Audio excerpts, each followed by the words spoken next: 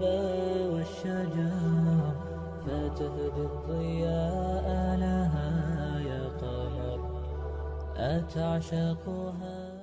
Assalamu alaikum, dear brother and sister. Press the bell icon on the YouTube app and never miss another update from Din 360. So a lot of you aren't married and you'd like to be.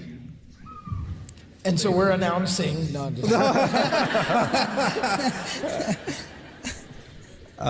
No, and there's a lot of, look, there are families that are very conservative. There are families that are not as conservative. You come from religious backgrounds. Some of you don't come from religious backgrounds.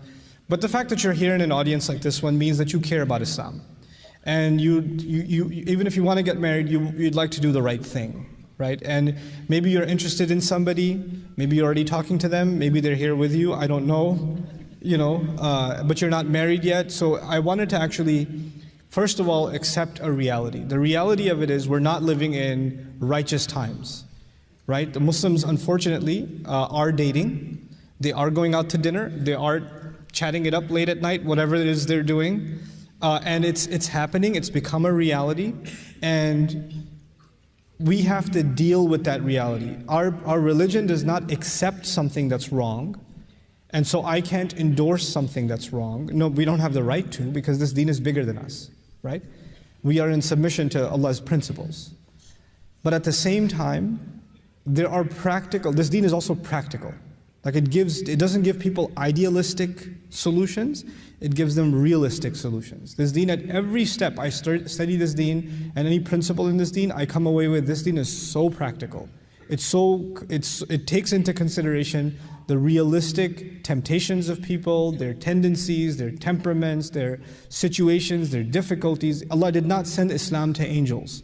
He sent it to you and me. He knows who He created, and He knows who needs guidance, right? So there are audience members that are in this circumstance. Some of you are parents, your sons and daughters are dating and you don't know what to do about it and how to go about, and you're in this strange bind and it's embarrassing to talk about because who do you tell, that sort of thing. Or your daughter's insisting that she wants to marry this guy, or your son's insisting he wants to marry this girl or something like that, and she's not even Muslim. That happens too. Or she's ready to accept Islam, but the mother says, accept Islam. Nobody talks. They don't. No, mothers don't talk like that. Mothers hold a knife behind their back and say, no, bring her over. Bring her over. I'll give her the shahada. She'll be a shaheed.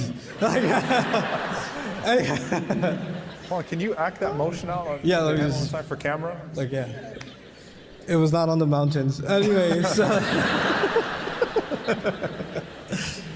But anyway, what I wanted to ask you guys, because you guys are I'm allergic to fiqh, so that's why these two guys are here. So, what do you do in situations like this? Guy wants to marry this girl, they've already been talking or whatever, going out to dinner, and now they want to do the right thing, right? Or they want to get the family involved, they want to take good steps. Well, what do? Help him out. Help that one out over there. Look, he's shaking his head. I'm kidding. I don't see you. Now I do. He just got up and left. Okay. Well, obviously you gotta just talk to people, right? So you're gonna have to, at some point, there's this bizarre delusion that a lot of times young people live in, that somehow I can just proceed in this manner forward without ever dealing with the situation at hand. You are going to have to find a way to end up bringing your parents, your family into the situation. You're going to have to sit down and talk to them. And one of the things I tell a lot of young people is, and I'm going to get to the parents in a second, but I'm just speaking generally outside of any type of abnormality. Normal parents, like I said earlier in the lecture, they love their children more than they, love life itself. So it's not so much about what you're saying, it's how you say it. So storming into your house and kind of saying hey, listen, this is what's happening, this is who it is, and this is what's going to happen. There's a way that conversation is going to go, and it's not going to go very well. And then there's another tone of a conversation where you sit down and you kind of say that, look, I want to be happy. What? And I want to find the right person for me. How long have you wanted to be happy?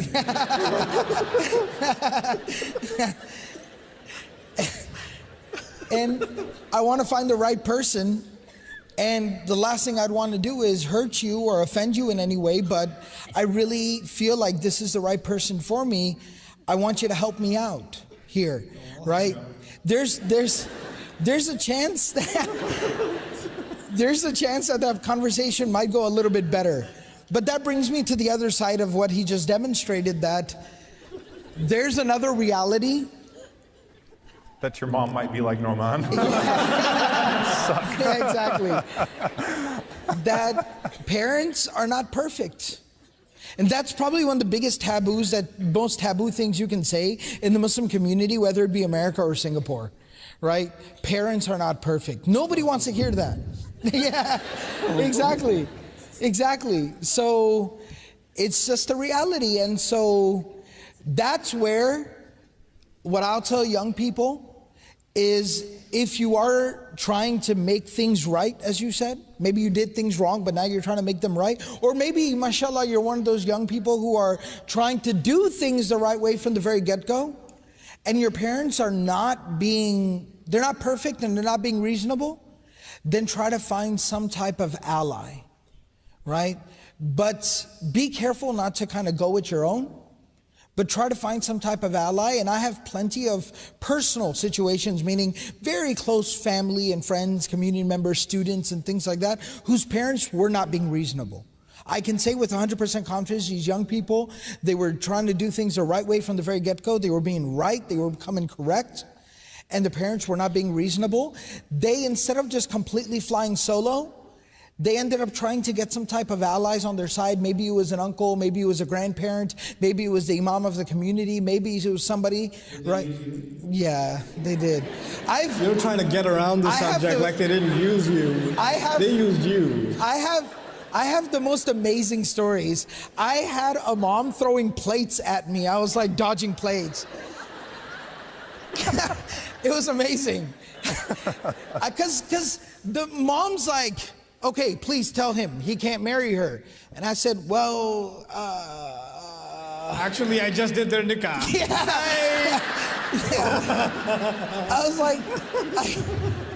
like, I can't. It's completely valid for these two people to get married, especially her father, even from the fiqh position that the wali of the girl has to be involved. Her father's completely on board. I've spoken to him on the phone. He's completely down. So he actually can, and I even think should marry her. And she was like, I'll be right back. She came back with plates and she just started throwing plates at me. Get out of my house. I said, okay. It's, so that might be the reality where the parents are not being reasonable, because parents aren't always perfect either. But in that situation, make sure you try to get some type of allies on your side. And here comes the little bitter pill for young people. If you're not able to get anybody that can see your logic, you can't get anybody to see your side of the situation. You're probably insane. Yeah. You're probably going things about the wrong way. So. And one thing that I would say, and I don't know if it's understood yet or not, but you don't wait a year to take your parents into confidence on these things either. You do it from the get-go. You do it from the get-go. You don't go get emotionally attached to someone, start going about things the wrong way, in a haram fashion, in a way that Allah, we're not talking about cultural norms now. See, here's the thing. Let's face it here. There is no way to know for a fact what type of person you're going to marry until you actually marry them. There is no way. And in fact, psychologically speaking, dating will not do you any favors. It's not going to help you know that person more. It's going to help that person make a better impression on you, not help you know them more, because until you live with the person, there is no way to completely know them. So that's something that is, the decree of Allah subhanahu wa ta'ala, and things happen, and that's true. But let's face it, collectively as a society, are we moving deeper into a marriage crisis? Or are we getting better because we've loosened restrictions and so on and so forth, right? Whether it's the Muslim world or the Western world or what have you, because there were certain decency cultural norms from a decency perspective that were in place even in the non-Muslim world, in the secular world. And there is a crisis in every part of the world in this regard. So when it comes to the Islamic perspective now, we believe that Allah subhanahu wa ta'ala is the turner of hearts, right? We understand that Allah subhanahu wa ta'ala is the turner of hearts. Don't think that you can disobey Allah subhanahu wa ta'ala, do things haram, with the intention that you will right it one day. And Allah subhanahu wa ta'ala is going to put barakah in your relationship. You're fooling yourself. You're not going to fool Allah subhanahu wa ta'ala.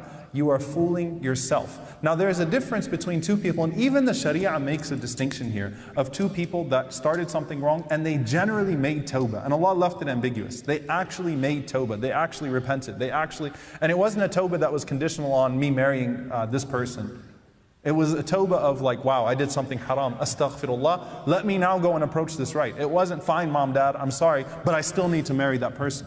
And that's the only way that it's going to happen. You have to take them into consideration from the very beginning. And when parents are unreasonable, I will say this as well. You learn this the hard way, sometimes very later on, much later in your life, but your parents are not seasonal.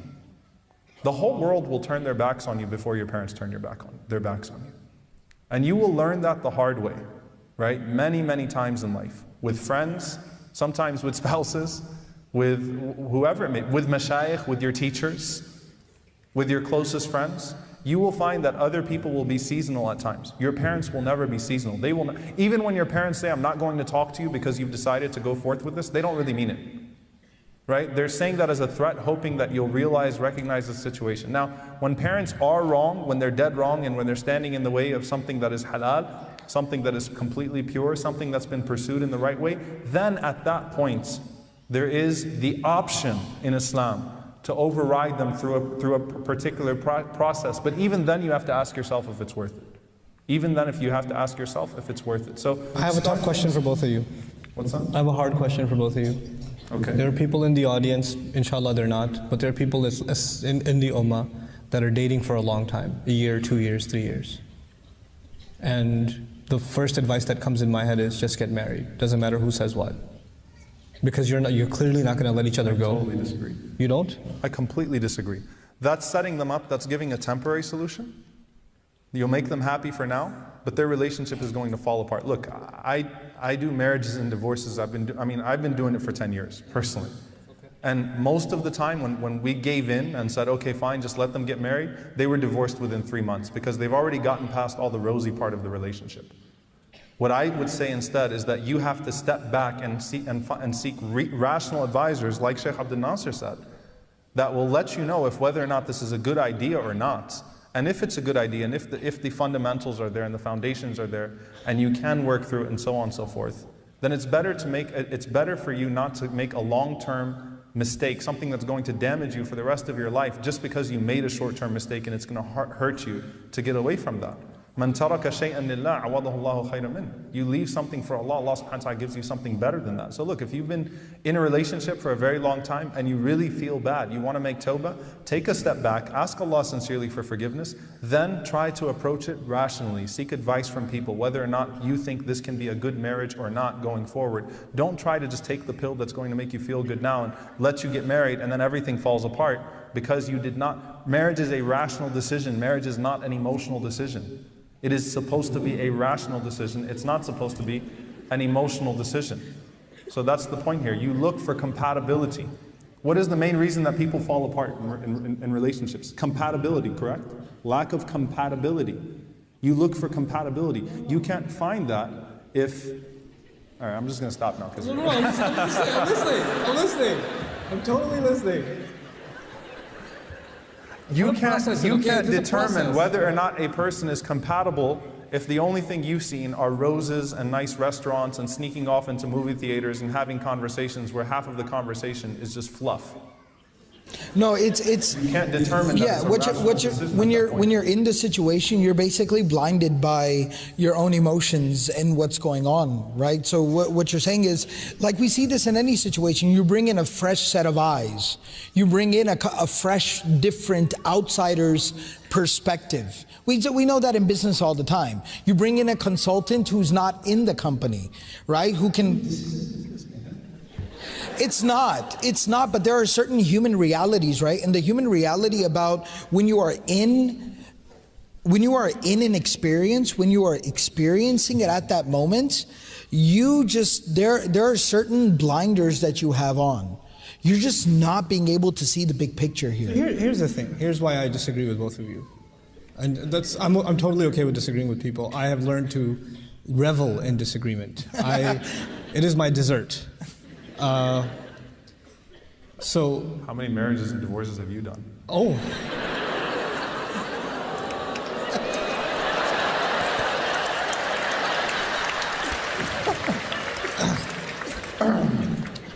Go ahead, anyway, Imam Nouman. I knew you when I used to eat the adult meal and you used to get the Chuck E. Cheese meal. Okay, so... Happy Meal? Yeah, with the toy? I used to get him the Happy Meal toy at McDonald's. And they used to look at him, this guy is a child? You're 6'6" even then. Anyway. So, what was I saying? Yes. So here's what I'm saying. If there are people that are in a religiously not sanctioned relationship, they're dating, and I specifically mentioned they're involved in this kind of a relationship for years. My argument and my problem is that these people are emotionally invested in each other. Yeah. And they have spent quite a bit of time together. Right or wrong, they've already done that. My personal problem is, why should this be some other man's fault that his now wife has emotionally already invested herself in someone else who's not going to leave her head anytime soon? And this is going to be a problem later on. Like they almost like they deserve each other at this point. Like this is my thinking about this problem. And maybe they don't get married, fine. But at least they should be given the option to pursue this. If you want to add the rational element to this too, they were never rational to begin with. Black and white? Huh? Can we agree that it's not black and white? It's a case-by-case situation. Sure, it is a case-by-case situation. But this is, the problem becomes with these families, they say, well, you can marry anything you want, not her. That's the one. Well, no, that's still very much a possibility. And yeah, I don't disagree with you there. I think we're talking about two different issues. I think that as far as the family is concerned, the family has to kind of resign themselves to the reality at this point that these two individuals are so emotionally vested into each other that they're going to be useless to any other human being. Actually, they're going to destroy somebody else's life. Yeah, that's what right? I'm arguing. No. So I think from the family perspective, that's fine. I think what we're talking about is those two individuals themselves, they just have to understand that the premise, this amazingly solid foundation that they think that their relationship is built on is actually really flimsy and very superficial. That's what we're just saying. Yeah. So maybe you're saying that if they're going to fail, you have to sometimes kind of let people fail to know that they made a mistake. How many people actually end up marrying their first crushes or end up marrying the person that they thought was going to be their, prince in shining armor and that was going to be their, how many people end up actually going forth with that, marrying that and end up in happy marriages? It's a very small portion of humanity, not just very turbulent relationships. Extreme, and what happens is, one of the things that Allah subhanahu wa ta'ala tries to protect us from with and I don't even want to call them restrictions, because al-aslu fil ashya' al-ibaha, the basis of all things in Sharia is that it's permissible unless it's proven to be haram. But one of the reasons why Allah subhanahu wa ta'ala directs us in this way is that our interactions before marriage should be in a way that it is as rational as possible, that the position that we're taking, that when we're deciding to go into this lifelong commitments, the average divorce rate worldwide now is 48%. In America, it's close to 60%. That is going to happen. It's inevitable. There was divorce in the time of the Sahaba. And those numbers are skewed because like 50% of the population doesn't even believe in marriage anymore. Right. So only 50% of people get married and 60% of them end up divorced. Right. So the numbers are actually catastrophic. And then 30% do this and 20% go and then 10% and then there's just a lot of numbers involved. Well, I'm a Mayman, so it's very natural. I was just doing math, okay? But no, so you're talking about... I only understood about 3.2% of what you guys are saying. I'm just saying the reality is only 30% of people in America are married. That's it. That's scary. So there's the extreme of, which we were taught was ideal Islam, which I've heard many times. I've heard, and I'm sure you've heard this as well, parents that will tell their children, I married your mom without even seeing her. Right? You had bad eyesight or something. We didn't even know each other and alhamdulillah it worked out. But they're miserable and so on and so forth, right? There is a sunnah precedence here. The sunnah Worked out is precedence, very loose term. the sunnah precedence of this is people who want to get married should talk to each other, not ask each other what your favorite color is or what's your favorite song, or do you like long walks on the beach too? And no, but like actually have serious conversations about compatibility. Should actually sit down and discuss things within a controlled environment where their emotions cannot get the best of them. And that's the whole purpose of not allowing absolute khalwa, absolute seclusion. Because when you're in it, that's why Allah subhanahu wa ta'ala, it's called the spider's web, al-ankabut, right? Allah subhanahu wa ta'ala describes it as the most flimsy of houses. When you're in a spider web, when you're caught. You can't see outside of it. It's the most flimsy of homes, but a bug that's caught inside of it, right, is not getting out. Why? Because you can't see past it. You think that that's your reality and you've resigned yourself to that. And it's irresponsible for everyone to say, okay, fine, go ahead. Go ahead and ruin your life. No, if it's something that, because you're talking about parents that stood in the way of something that was unjust, that they were not justified in doing so. That's where the imam comes in, or that's where someone comes in, or an ally comes in and says to the parents, you need to chill. You need to calm down. Alhamdulillah, at least it's a Muslim. At least it's someone that, at least they pursued each other for the right reasons. Yes, maybe because of the circumstances, they thought it would be an innocent phone call. They ended up talking too many times. They ended up meeting a few times and so on and so forth. But there was still some level of conscience. And let me hold back for the sake of Allah subhanahu wa ta'ala. At that point, you act as a facilitator. At that point, you act as a facilitator. But it's not black and white. And at the end of the day, we need to understand that when we go through relationship after relationship after relationship, we're killing our own ability to have meaningful relationships. Allah does not want that for us. It's not healthy for us to go through relationship after relationship after relationship and be broken down over and over and over again, to where when we go into our 7th, 8th relationship and say, this is the one, we already are questioning, and we already have this sense of paranoia that there's no way that it's going to work out, and we've already lost our own capacity to love. So try to pursue things as right as you can, and then when people stand in the way in a wrong fashion, that's when you resort to those other protocols. Now, if you are, what the reality, if you've been in a relationship for a very long time, the first thing you need to do is what? The first thing you need to do is disengage, tawbah. You need to ask Allah for forgiveness. The first party you should be concerned with in anything that happens in your life as a Muslim, as a believer, is what does Allah think about this? What have I done to offend Allah subhanahu wa ta'ala? The first thing you need to do is seek forgiveness. Seek forgiveness sincerely from Allah subhanahu wa ta'ala, no matter what the outcome of the situation is. Astaghfirullah, I've messed up. Oh Allah, guide me to what's best for me. I've messed up. Because then you bring back the barakah of Allah subhanahu wa ta'ala, the irshad, that guidance from Allah subhanahu wa ta'ala in your direction in life. But when you take that out of the equation, then it's always going to be, it's always going to be risky no matter what. But you make it so much more risky, and you're still not going to pursue a path of barakah. I'm going to conclude this session with a dua that Allah allows all of the young people here and all the unmarried here the blessing of a good, permissible and sustained and healthy and nurturing and happy marriage. And I pray that Allah Azza wa Jal gives the parents happiness in the marriage of their children, and the children happiness in the marriage to each other, and Allah provides them with righteous children that can carry the flag of Islam in the future, inshaAllah ta'ala.